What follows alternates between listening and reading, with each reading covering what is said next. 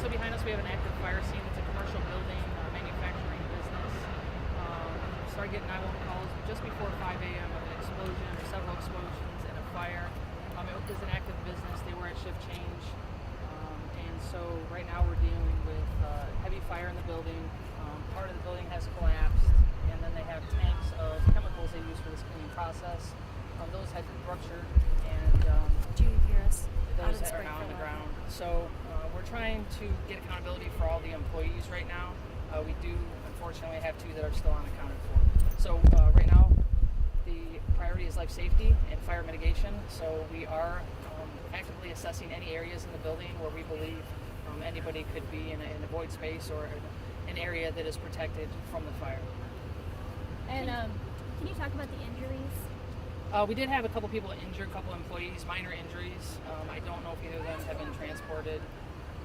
Again, this is still an evolving scene, so that's the best information I have right now. And then were there any fatalities with this fire?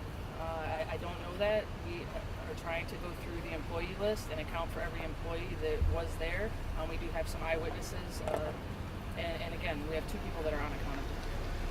Can you talk about the nature of the building, what kind of work they're doing in there? We heard possible chemicals. Yeah, I mean, it's my understanding that it's an industrial cleaning place, so that they clean items like maybe rags, towels, stuff like that. So they have any sort of chemicals, washers, dryers, things that you would use in that process. That's my understanding. And then just kind of based off of your guys' initial impression, is there anything right now just regarding what could possibly have started this fire? I don't have any information about that. Any risk to the neighbors in the apartments nearby or anything like that? No, at this time, I mean, the smoke would be the biggest risk. So, we ask that you avoid the area because we have south completely shut down between Elmdale and I think it's Shea on the other side. Like I said, the tanks that we were concerned about earlier in the incident, we have visibility on through our drone, and now they are on the ground and empty. So we will be dealing with some ground cleanup, though, once we get this under control. What are the challenges of fighting a fire like this? Safety from explosions and a hazardous material standpoint, right? So initially they had explosions, so we had to stay back a little bit, use our master springs like you see on the ladder truck.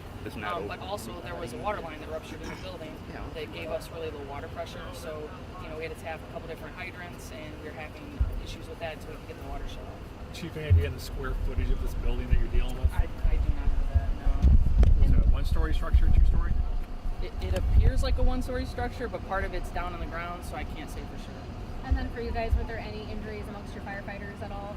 No firefighter injuries as of. And then obviously you guys are going to continue to battle this, and it'll continue to be under investigation throughout the course of the day. Yeah, that's correct. I mean, we have TPD on scene, we have our arson investigators on scene, but again, our priority right now is any life safety and fire mitigation. Can you talk about the spread, a possible spread?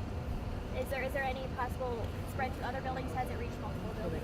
No, I mean, I think it's all their property. Like, again, I don't know what it looked like before I arrived because the building is partially on the ground now, but there's enough separation between the other businesses that they should not be affected at all.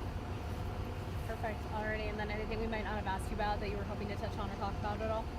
No.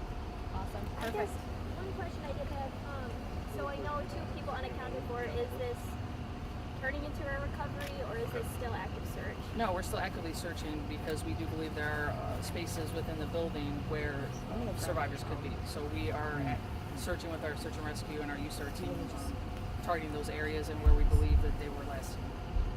Thank you. Perfect.